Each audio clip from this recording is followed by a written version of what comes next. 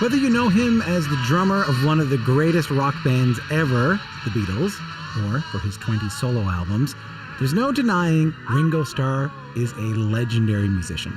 He's received 9 Grammy Awards, been inducted into the Rock and Roll Hall of Fame twice. He's an actor, author, photographer, songwriter, fashion model, and he's even been knighted. Before the world knew him as Ringo Starr, he was Richard Starkey, an only child raised by a single mother. In 1962, he became the 4th and final member of the Beatles. Now he's one of the 2 Beatles left, turns 81 in a few months, and is still producing records. Still tours across North America with his all-star band, and just this week released 5 tracks on his new EP, Zoom In. Recorded at his home studio during the COVID-19 pandemic, it is nonetheless filled with Ringo's trademark messages of peace and love and fun and joy.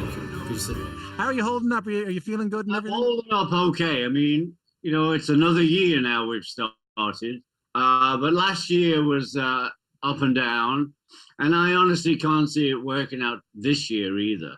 If I do have this 2-room studio here, this is where we make the music. Here's to falling on your face, getting back up and winning the race.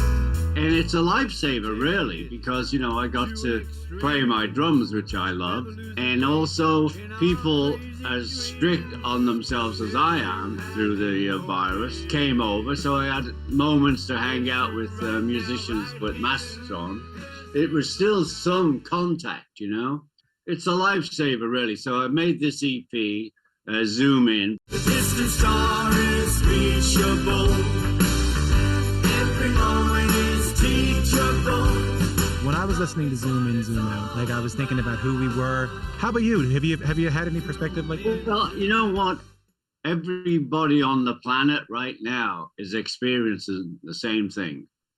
And, you know, that's what's far out. It's not like I could fly somewhere and it'd be okay. Because it's not okay anywhere. You know, that hits you hard. You know, there's a lot of struggling going on. And, you know, sometimes I get miserable and I want to do something. Go, oh, I'm going to go out. I'm going to go wherever. And the end result of that could be what? Death? Okay, I'll stay home. Did you get the shot? Oh, yeah. I got 2 shots. So, oh, yeah. And it's incredible how much weight that takes off your mind. And if I get it, God willing, I'll be able to fight it. Because you know what, Tom? I'm a little older than you. I mean, a hair. And I had TB as a kid. Bring in the violins. Yeah, things were sad. Well, I'm glad you're feeling all right. No, I feel good today. And, you know, I'm in the middle of, I know we're talking about this EP, Zoom In, but actually I've started my EP2 already because I'd like it out in October. Because right now it takes a long time to get anything out. Here's to right now, right here. Here's to the night we won't remember with the friends. It is a good song for the post-pandemic, isn't it? Yeah. And so it's a sing-along at the end, and that's what we were aiming for, that the people would like be hugging each other, but that's not this year. So yeah, I love the sentiment. Yeah, it sure did, buddy. You had Lenny Kravitz and Dave Grohl and Sheryl Crow and of course Paul McCartney, as you're saying.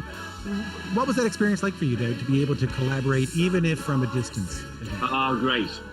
You know, if you want to, if you could, sing the chorus with me on the end of the song. Then. Everybody bar 2 said yes.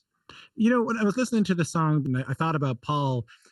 I realized I know a lot about how the other 3 fellas in the Beatles met you, but I have never heard how you met Paul. What's your earliest memory of Paul McCartney? We went into the coffee bar. Rory Storm, I was in Rory Storm and the Hurricanes, and we were the top band in Liverpool. And we went into this coffee bar, and downstairs they had a basement. And we heard some music coming, and that's the first time I met him. Oh yeah, I'll tell you something. I'm always so excited when we get the chance to play together. I mean, when we were playing together as a band, we were the best band in the land. I don't care what anyone says. And we knew each other. It was like psychic. I want to go out there a little bit and say that I think that friendship is an important thing in your life. Forgive me for what might be a bit of a broad question, but what has friendship given you over your life? Oh, it gives you like friendship. I have friends from way back. You know, I was in a band and I had 3 brothers, and that was great. I'm an only child, so that was great for me. And I was in a couple of bands, but it really cemented itself in the Beatles that we were 4 lads from Liverpool and we were going to the top. I was thinking about you because I was watching the Peter Jackson trailer for the new Get Back documentary. I should say, for people who don't know, it's a recut of the original Let It Be. I watched a sneak peek of it. I was really struck by how much fun you all seemed like you were having, because the original doc was all focused around that you were fighting. It was just so lovely to see your joy. What's it like for you to see this new version that focuses on the good times? I've moaned about the original one forever. I mean, the only great thing the other one did is that we played live. Don't let me down. We got on that roof and we played, you know, live. It was so great. We hadn't played in a couple of years. And we didn't play after that as the Beatles. We found like 2 years ago, 56 hours of unused footage. How far out? All of that was full of joy. Good morning, everybody.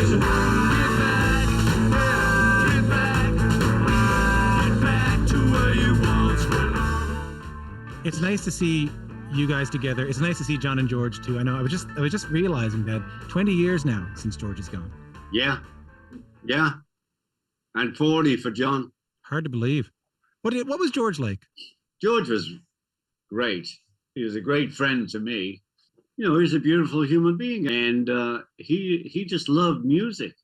He was another guy I could go to about, well, you know, whatever I'm moaning about. I could talk to George. You know, I miss them. It's like, it's really hard some days. You know, I miss them every day, but you have to carry on. Like I miss my mom. Yeah, I know. You know, when things were hard, when the band was breaking up, you were still, you know, everyone seems to still love you, and you still seem to get along with everybody. What's not to love? You're right about that. You know what I love? I'm so proud of the music we made. And so every generation has a Beatle moment, and that's how we carry on. And I used to think we were doing really well because we streamed like, I think it was 5 billion last year. 5 billion streams. Get off. And then I look at Drake, and he does that a day, you know. Not bad though, all the same. Ringo, no, lovely we're to see still you. Doing good. Lovely to see you. Yeah. Anyway, lovely to see you, Tom. And it was really nice talking to you. Peace and love, brother. Peace and love, my friend. Peace and love. Peace and love. Peace and love. See you, Ringo. Take care. Thank you.